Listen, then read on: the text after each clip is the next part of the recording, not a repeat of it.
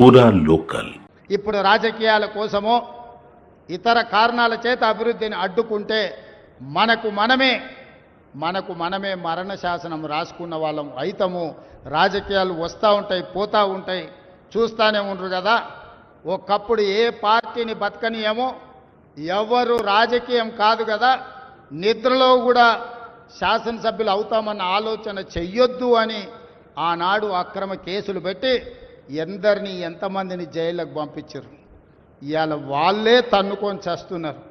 ఒకరు కడుపులో కత్తులు పెట్టుకొని కౌగిలించుకుంటున్నారు.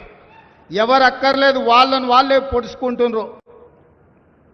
విపరీతమైన అవినీతి సొమ్ము వచ్చిన తర్వాత సొమ్ముల పంపకాలలో కుటుంబ పంచాయతీలు ఇవాళ కుటుంబంలోనే ఒకరు సహించుకోలేని పరిస్థితి.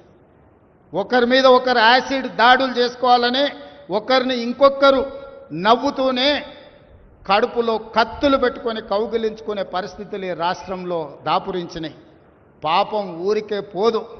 పెద్దలు చెప్పిండ్రు, చేసుకున్న వాడికి చేసుకున్నంత మహానుభావ అని చెప్పిండ్రు.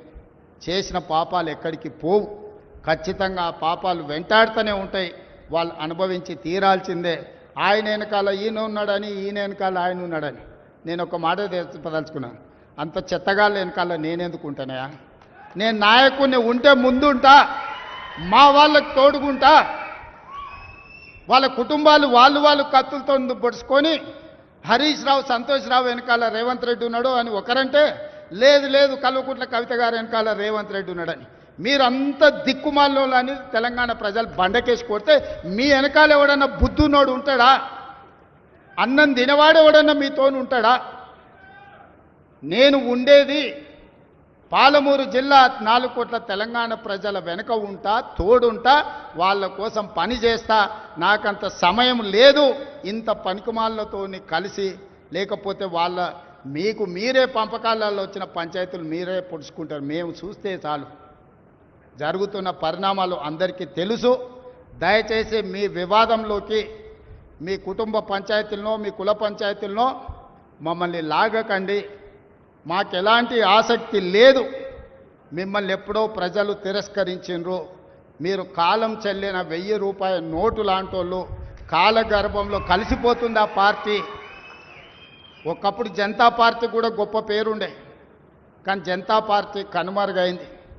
ఆ తర్వాత తెలుగుదేశం పార్టీ ఒక అద్భుతమైన పార్టీ, చాలామందికి అవకాశాలు కల్పించిన పార్టీ.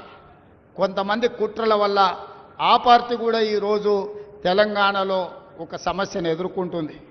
మరి ఇన్ని దుర్మార్గాలు చేసిన మీరు మాత్రం ఎట్లా మనుగడ సాధిస్తారు?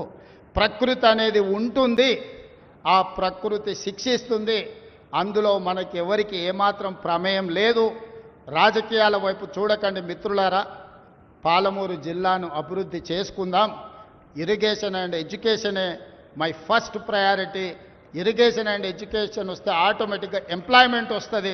ఎంప్లాయ్మెంట్ వస్తే మనమే ఆదర్శంగా నిలబడతామని తెలియజేస్తూ మీ అందరి దగ్గర సెలవు తీసుకుంటున్న ధన్యవాదాలు మిత్రులారా.